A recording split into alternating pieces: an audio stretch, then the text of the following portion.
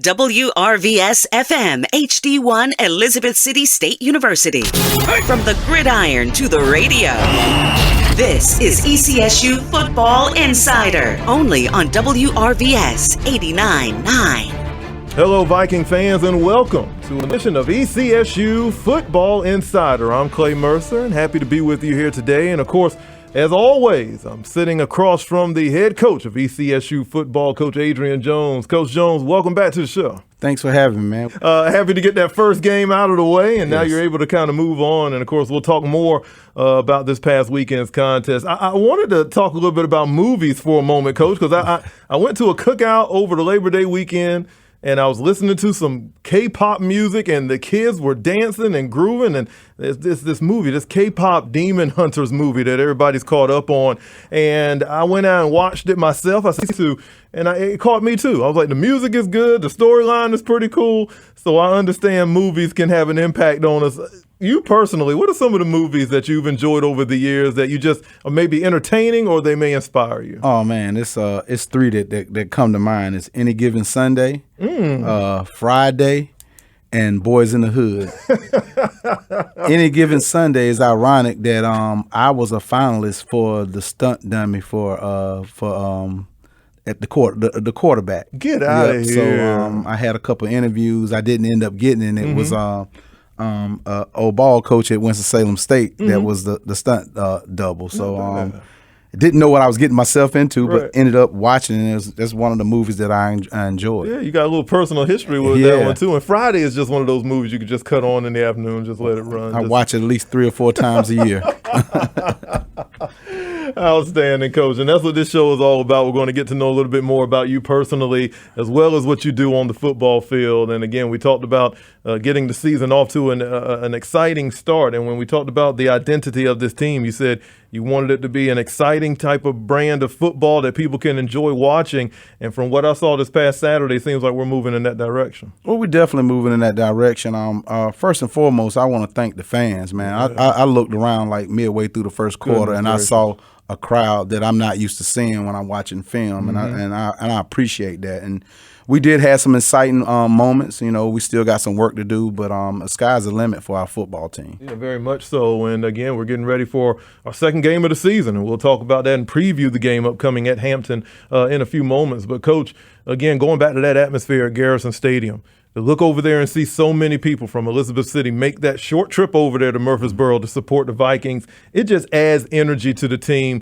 Speak a little bit more about what you saw and the impact that it had on the team. Just even running out there before kickoff, you could see that the excitement and energy was there. I think the energy that we have put out on social media and stuff, this is a social media world. You know, I try to be in the social media and make sure that we push our program. I think that that's part of it. Our AD, James DeBose, has done a great job of pubbing our football team and getting out in the community.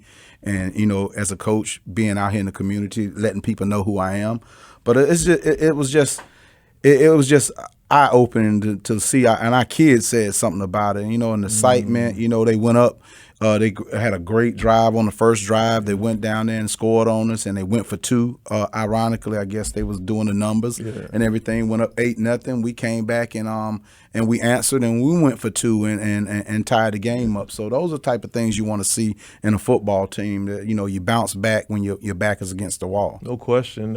Your first game as coach of Elizabeth City State University's football program, you talked about how excited you were even leading up to game time. You wasn't getting much sleep. You was waking up early, and you seem to have had just as much of excitement as the players did. Oh, absolutely. You know, it's my first it was a debut of being a coach here at Elizabeth City State University. The outcome wasn't the outcome that we wanted, but we learned a lot of lessons at that game. You know, you tend to kind of critique a little bit more when you lose, and that's what we did. We got in the film room, corrected some stuff, you know, or gave up too many big plays on defense, and it wasn't the play calling, is just, you know, us lining up and being aware of what we're supposed to do. And I think we up for the challenge. Yeah, you spoke a little bit about this, getting off that bus. When you pulled up at Garrison Stadium, walking onto that field, again, talk a little bit more about the team's excitement and their mindset after a pretty good week of practice leading into that first game. Well, it's the process. I got here in January, and we were like gung-ho, getting ready for the season, and lo and behold, you look, we're right here walking off that bus, like you said, and preparing for a game. You know, the atmosphere was great. It was a nice weather outside. Our coaches were prepared. I think we did a good job of getting off the bus and preparing, getting tape. Everything fell in line, you know, with some things that we could tweak, but everything fell in line. And I think we put out a good product. We just didn't finish the football game. Yeah, no question. And I think everybody in the stadium saw that ECSU is on the rise as far as comparing it even to last season to what we saw out there on the football field. In that first half, Chowan came out charging, as you talked about before, capping off their first drive with a 7-yard touchdown run by their running back, Jamison Davis. 2-point conversion followed it up. I thought they were going to go for a PAT. They said, no, let's go ahead and get 2. They went up 8-0. Honestly, it felt like they caught ECSU's defense full of energy and just a little off guard on that first drive. You may agree with that, but it definitely wasn't what you envisioned the start of the game to be like. Yeah, well, we talked about it. You know, right before they went out, it was like the first thing that a lot of the coaches were saying on defense: watch the big play. You know, and then they come out and they run a big play, and it's just, you know, our guys learning as they go. But what I appreciate is our guys didn't get down on each other. They didn't point the finger, and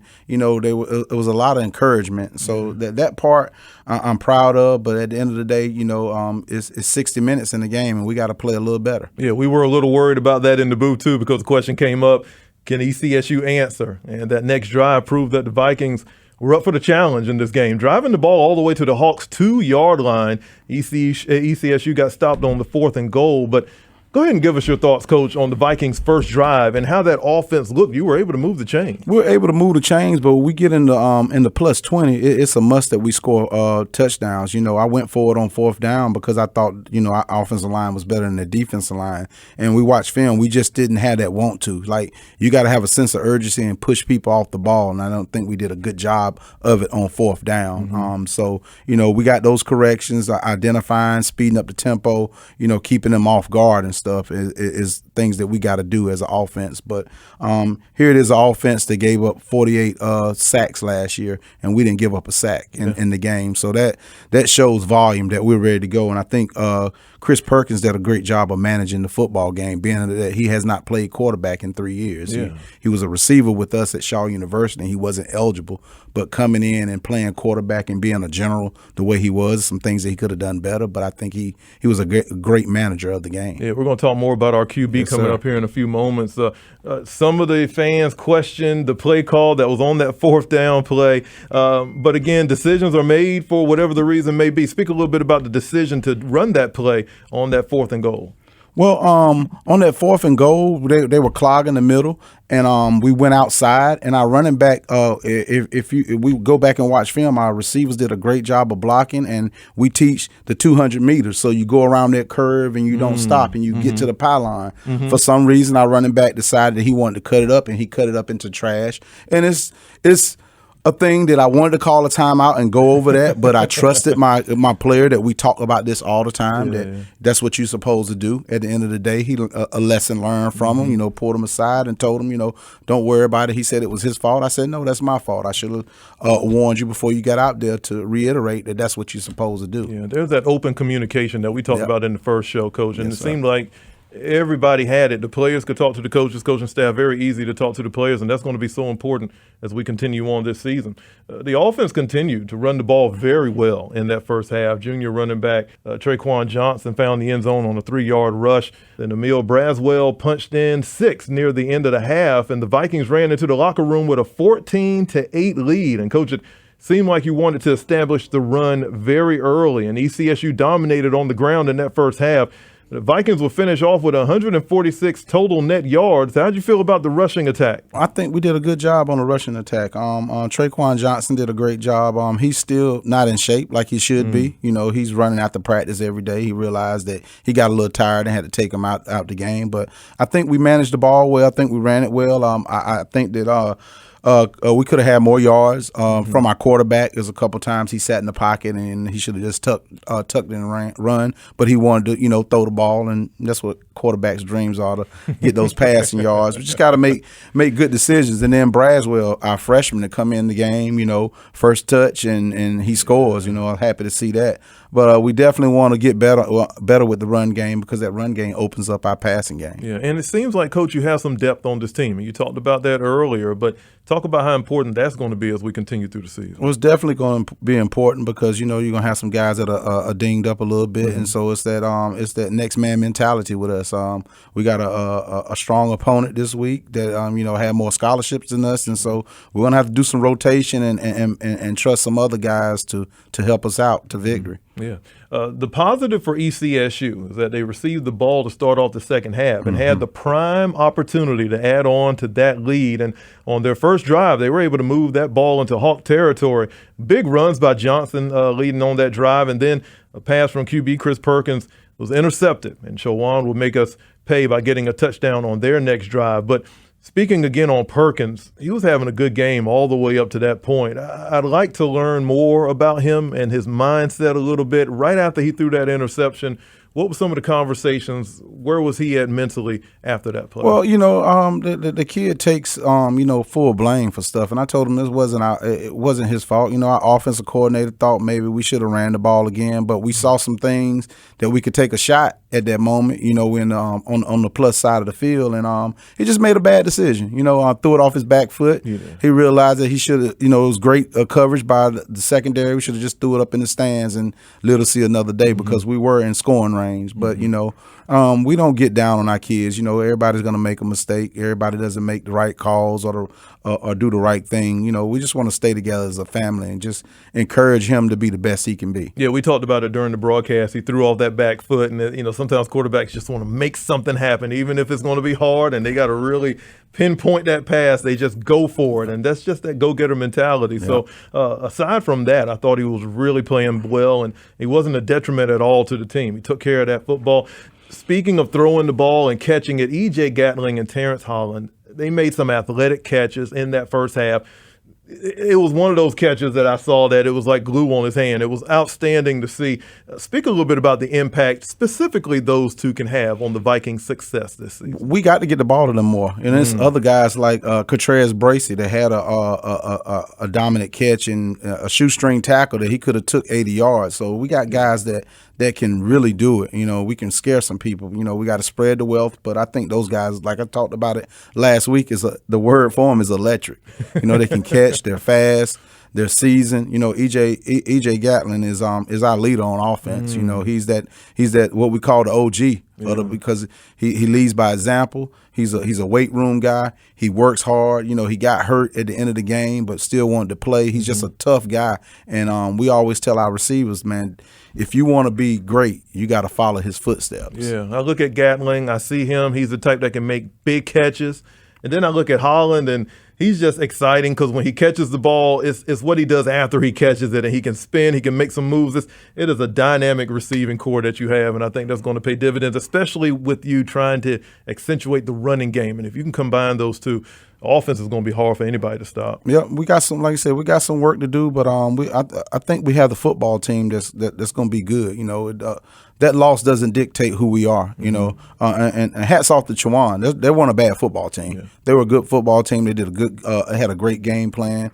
They confused us a little bit with some motions and things like that, and that's what we try to do. Try to motion and get people off balance, and they did a great job of that. So we're not going to hang our heads down because of that loss. We're just going to progress and be a better football team. With all of that said, Coach, going into the fourth quarter, 14-15 was your score. And right. The Vikings are right there.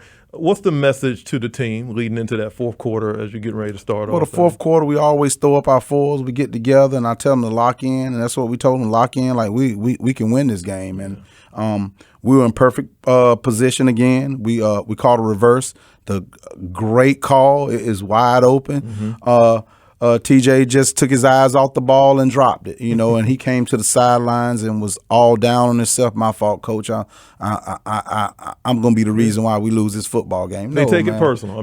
Don't take it personal, man. I appreciate that it hurt you that way, but, at the end of the day, that one play didn't dictate why we lost. I want to let them know it was a lot of mistakes that we left out there that could have won that football game, but, we come right back after we get that fumble, and they get the mojo and they drive down the field. Yeah. As a defense, we should get on the field and say, offense, we're going to get you the ball back. And I don't think we did a good job as a defense to get offense the ball back. I think they kind of blew the air out of us, and we got to learn from those mistakes. Like I said, it's a process, and it's a saying, it's never over until the fat lady sings. Correct, and the momentum definitely seemed to switch. It was 2nd and 10. Ball was on the 17-yard line to the Hawks. The Vikings looked like they were driving and they were threatening to get into that end zone, so it was a big opportunity there. They would go on. The Hawks would go on to secure a 28-14 win. That quick summary obviously didn't do justice to the wonderful product that we saw ECSU, especially in that first half. A lot of people very encouraged by that. Your overall thoughts? What are some of the positives that you can take away from Saturday's game? Well, some of the positives, I talked about my quarterback, Chris Perkins. He did a good job of managing the game. E.J. Gatlin made some great catches. T.J. Holland made some catches. Catrez Bracey did well. Traquan Johnson ran the ball hard. You know he's a 225-pound guy, and the more he gets the ball, the better he becomes. Yeah. And I think that, keep feeding him the ball and then have some guys to come in and spell him is going to help. I think our linebacker play was very good. Trayshawn did an excellent job for us on Saturday. He graded out well. And then the front four. I think the front four did well. Was interesting. I think we talked about it last week. I said that the veteran side of our defense was our secondary, and we didn't do very well. So they're up for the challenge to, get their face back. And the blocked field goal, we blocked a field goal to instead of going 22-14, it's 21-14. We still have a chance to win a football game, and that's part of special teams, and then punt.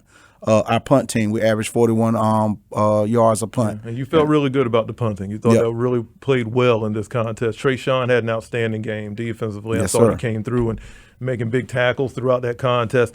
Going back to QB1, Chris Perkins, 12 of 22, over 115 passing yards in that game. Your overall thoughts on his play again? Moving into that position, he's just trying to get his feet under him, but you see some encouraging plays from him in that first one. Yes, definitely see some encouraging plays, but we want to get more yards. His stats were good. He was well over 50%, but I think we should get some more completions. Take some more shots down the field. And also we got to get Nathan Hilliard in a little bit. He has a little bit different dynamic. Nathan gets pressure. He knows how to get the ball out. Chris is a little bit more athletic. He can hold the ball a little bit longer and buy himself some time to make plays. But sometimes we just got to know when to tuck that ball and run and get some yards and get out of bounds. The penalties really piled up, not only for ECSU, but also for Chowan, but it just felt like it was all on us on that second half. A lot of big penalties. There was a penalty on the sideline for ECSU, and just speak a little bit about how much of an impact that had on this game. Well, you can't have 11 penalties. That is that causes for a loss. We talked about those penalties, and some of them, were questionable. Some of them, there were great calls, but at the end of the day, we can't have no more than about 5 or 6 penalties a game. I think we win a lot of football games with less penalties. Of course, they had 12 as well, but we had 11. So if we have a few less, I think the outcome is a lot different. But they learn from it. It's like I said, first game jitters as a coach, first game jitters as players and as a staff. We're still learning, our guys. And I think we did a good job of making adjustments going in at halftime, knowing that we got the ball back. We drove the ball down the field, but like I said, we turned the ball over. But I got a good coaching staff, and I'm very pleased with them. I think we got a good game plan coming up this week, and just ready for Saturday night. Yeah. Speaking of penalties, Coach, there was one that they reviewed. It was targeting on the field, and us up in the booth, I didn't see it. And we sat back and was like, that can't be targeting. There's no way.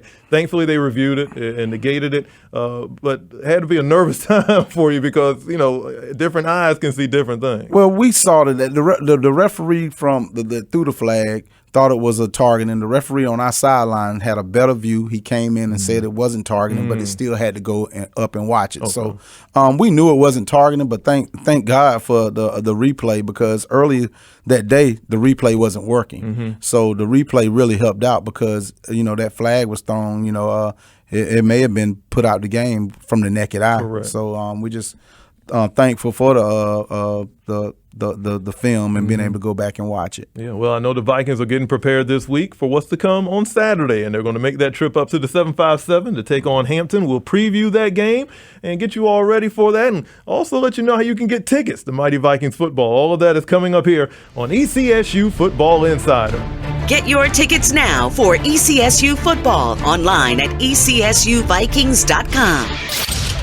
Elizabeth City State University promises to be the most affordable choice for a high-quality university education. The NC Promise tuition plan will reduce the tuition cost of attending ECSU to only $2,500 per semester for out-of-state students. Learn more online at ecsu.edu/NCPromise. Elizabeth City State University. Come to discover, leave to conquer.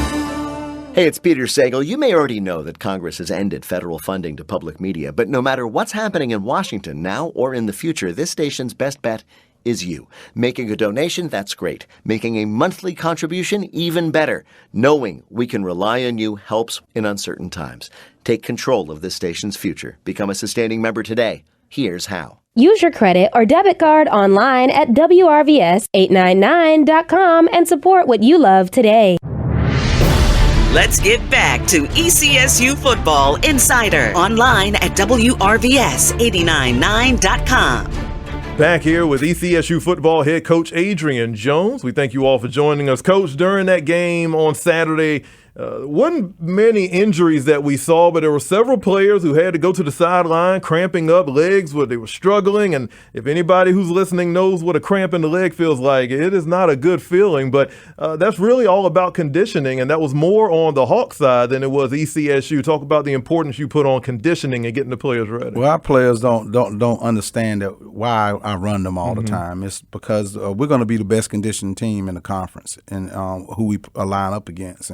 And credit to our coaching staff for pushing our guys in practice. We were prepared, and we didn't have any cramps. Yeah. We had some guys we wanted to speed up the tempo, but we couldn't speed up the tempo because their guys were cramping. So credit to my like I said, my staff for getting our guys prepared for this hot part of the season. Yeah, definitely. And speaking of injuries, I always like to get an injury report. I didn't notice any during the broadcast, and hopefully everything came off pretty well. The injury report, Coach, anything we need to kind of look at? No, we're pretty solid. A couple knickknacks, but we're fine. We're gonna have all our guys playing. We did get Rashad Biggs back. He got kind of dinged up in camp, and we didn't want to use him the first game, but he'll be back. That's an extra running back that can complement Traquan Johnson or whoever else that we decide to put back there in the backfield. Yeah, we know the type of game that Biggs has, and that's going to be a big benefit on that ground game, and we're going to need it for Saturday as the Vikings make their way up to Hampton to take on the Pirates. And if people don't know the history, of course, Hampton used to be in the CIAA, and we were the Pirates here at ECSU at one point, and they were the Pirates, so we had to make a change, and people say, now we're Vikings. Well, that's part of the reason why the change happened, but there's a lot of history when it comes to Hampton and ECSU. Happy to play that game again. The stadium should be a great atmosphere for the Vikings to walk into. I'm sure you've done some review film, getting prepared for what they did in their first game. Tell us what we can expect walking into Hampton on Saturday. Hampton is a well-coached football team. They played Jackson State, and their game kind of emulated our game. They were in the game, I think it was like 14-14 at some point, and Jackson State opened it up and won 28-14. Yeah. We lost 28-14. It's kind of hard to go to the national champs home and get a win. But I think they held their own. They got the good run game. Their quarterback is good. Their offensive line is huge, and the defense is very active. So we got our work cut out for us, but we're preparing to go to battle. Our band will be there. Their band will be there. So you're gonna get an old time and good HBCU football game on Saturday. Should be outstanding. Coach, again, a 6 o'clock start to this game. And you and I have talked about it. Not big fans of these 6 o'clock games. It's just not, for me personally, I'd rather kind of stick with our regular CIAA schedule, which is 1 o'clock or 2 o'clock. 6 o'clock games change it up a little bit. Talk about the preparation that the team has to go through and how it changes when it's a 1 o'clock game and then when it's an evening game. The biggest change is the wait. You got to wait. Normally if it's a 1 o'clock game, you up at 8 o'clock, you're going through your walkthrough, then you have pregame. By the time you finish pregame, it's time to load the bus to go to the stadium. And by the time you load the bus and go to the stadium, you got 2 hours before the game. Well, and our point is, walk through around 11:30. You pregame at 12:30. You eat your pregame meal at 12:30, and then at 1:30, 2 o'clock, we load the bus and go to Hampton. So the kids like the night games. I think it's more or less the coaches that we waiting and just eager to play. But the good thing is we played under the lights last week, so I don't think that'll bother us any. So I'm looking forward to our guys competing. Yeah, the game will kick off at 6 at Hampton, and of course we'll bring you the radio coverage here on WRVS 89.9 with the pregame show beginning at 5:30. Tickets are available, family. We want you to come out to Roebuck Stadium. We want you to see all the games. We want you to get more information and tickets online at ECSUVikings.com. Coach, before we finish this out, I want you to talk to the Viking faithful, get them prepared for Saturday, and just get them prepared for more great Viking football as the season continues. Just come on out to Hampton this weekend. We need that 12th man. Like you said earlier today, we talked about our excitement on our offense. We're going to be excited on defense, and we're going to be very efficient on special teams. But we need that 12th man to come out there and cheer us on to a victory. And once again, I appreciate every Viking fan that came to the game last week, to Chowan. Let's continue to do that, and I promise you guys that you're going to get a good product, and we're going to make you proud. Well, family, if you want to hear more from this show or you missed out on any parts of the show, just go to our YouTube channel and listen anytime. ECSU Football Insider, Coach Jones, thank you so much for making this happen. We hope to catch up with you next week and talk more Viking football. Look forward to it. ECSU Football Insider is produced at WRVS Studios on the campus of Elizabeth City State University, powered by the ECSU Department of Radio and Television Services. Learn more online at WRVS899.com.